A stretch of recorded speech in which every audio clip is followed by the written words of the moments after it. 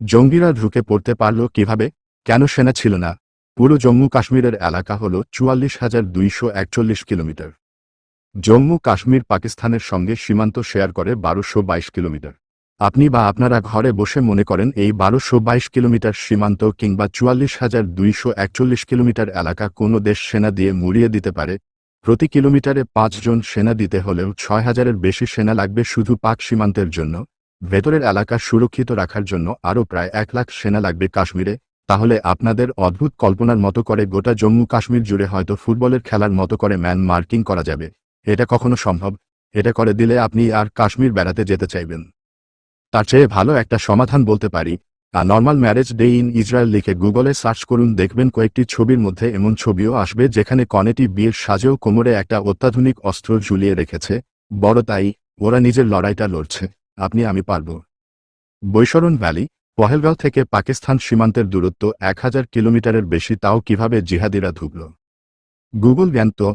ওকে, কে বলল পাকিস্তান সীমান্তের যে অংশ গুগল দেখাচ্ছে সেটা দিয়ে ঢুকেছে? পাকিস্তানের হাতে জবরদখল হওয়া কাশ্মীরের একটা অংশ রয়েছে পক, সেখানে থেকে বৈশরণ ভ্যালির দূরত্ব কত? ১০০ কিলোমিটার কম। বোঝা গেল কিভাবে ঢুকেছে। ম্যাপের ওই অংশটা খুলে দেখে নেবেন। একটা পার্ক যেখানে টিকিট কেটে ঢুকতে হয় সেখানে ঢুকলো কিভাবে? আবার অর্ধসত্য অথবা গুগল জ্ঞান, এটা ইকোপার্কের মতো চারদিক ঘেরা পার্ক নয়।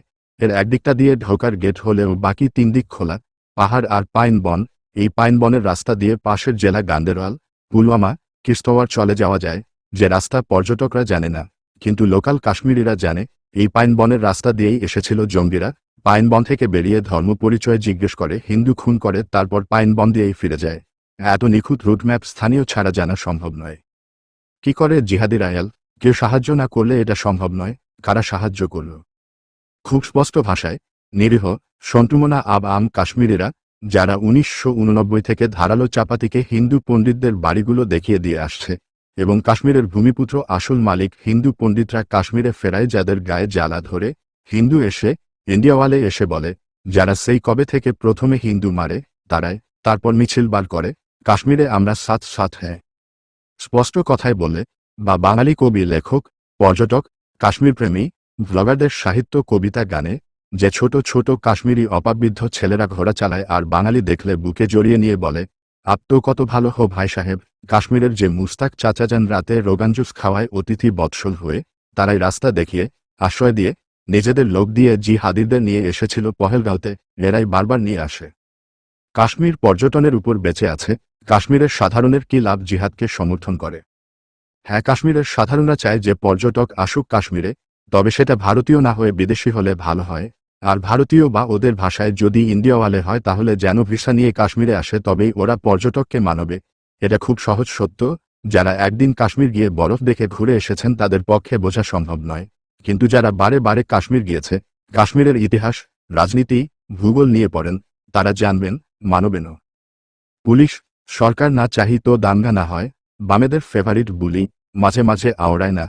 এ থেকে সহজ ও সত্যি একটা লাইন আছে, কাশ্মীর থেকে কন্যাকুমারী, ভারত থেকে হনুল্লু, সবার জন্য। আব আমনা চাহি তো কুই জি হাদি না হুই। মুর্শিদাবাদ থেকে কাশ্মীর সাধারণ মানুষ বা মানুষের একটা অংশ না চাইলে সেখানে কখনো গণহত্যা সংগঠিত হবে না। একটা সহজ উদাহরণ দিই নিজের অভিজ্ঞতা থেকে। আমি বেলপাহাড়ির ছেলে, জন্ম, বেড়ে ওঠা ওখানেই। ২০০৭ থেকে ২০১১ ভয়ঙ্কর মাওবাদী সক্রিয় হয়েছিল এখানে। রাজ্যের ও দেশের বিভিন্ন জায়গা থেকে যৌথ বাহিনী পাঠিয়েও সামলানো যাচ্ছিল না মাত্র ২১,০০০ স্কোয়ার কিলোমিটারেরও অর্ধেক একটা অংশকে। কেন জানেন? কারণ একটা সময় জঙ্গলমহলের গ্রামে গ্রামে সাধারণ মানুষ মাওবাদীদের সমর্থন করত, আশ্রয় দিত, রাস্তা চেনাত, পুলিশ বাহিনীর লোকেশন ও মুভমেন্ট বলতো। তখন জঙ্গলমহলে প্রায় রোজ যৌথবাহিনীর গাড়ি উঠত, পুলিশের গাড়ি উঠত হামলায়। একটা সময় পর জঙ্গলমহলের গ্রামবাসীদের বড় অংশ এটা থেকে সরে আসে। ৫ বছরের সমস্যা ৫ মাসে শেষ হয়ে যায়। এত বড় ইন্টেলিজেন্স ফেলিওর কারো কি কিছু করার ছিল না? হ্যাঁ, এই একটা জায়গা নিয়ে আমার কোনো দ্বিমত নেই। উপরের সব কটা পয়েন্ট বলার পরও বলছি, খুব বাজেভাবে ইন্টেলিজেন্সি ফেলিওর এটা। কেন? সেটা জানি না। সেটা জানা বা ঘরে বসে বোঝার মতো বোদ্ধা আমি নই। শুধু একটা বিষয় যেটাতে প্রশ্ন থেকে যায়। যতদূর জানি, ভারতে সেরা মানের বা বিশ্বমানের গোয়েন্দা সংস্থা বলতে র, DIANTRO, IB, NATGRID, COUNTERTERRORISMCENTRE। এর মধ্যে র, ডিআইএ এনটিআরও রিপোর্ট করে অজিত দোভালকে, আরআইবি এনএটিজিআরআইডি সিওইউএনটিইআরটিইআরআরওআরআইএসএম রিপোর্ট করে স্বরাষ্ট্র মন্ত্রক বা অমিত শাহকে। ঠিক এখানেই দুটো সেক্টরের মধ্যে তথ্য আদান প্রদানে সমস্যাজনিত কারণ থাকতে পারে। এই সংস্থাগুলির আপাত ব্যর্থতার জন্যই এই হামলা রোখা গেল না। তবে এখনও বলবো, এই সংস্থাগুলি নিঃসন্দেহে দেশ তো বটেই বিশ্বের অন্যতম সেরা। এবার এমন একটা শিক্ষা দেওয়া হোক জিহাদিদের, যাতে বিশ্বের যে কোনো প্রান্তে জিহাদিরা ভারতে এসে হিন্দু হত্যা করার বিষয়ে ভাবলেও ভয় শিউরে ওঠে।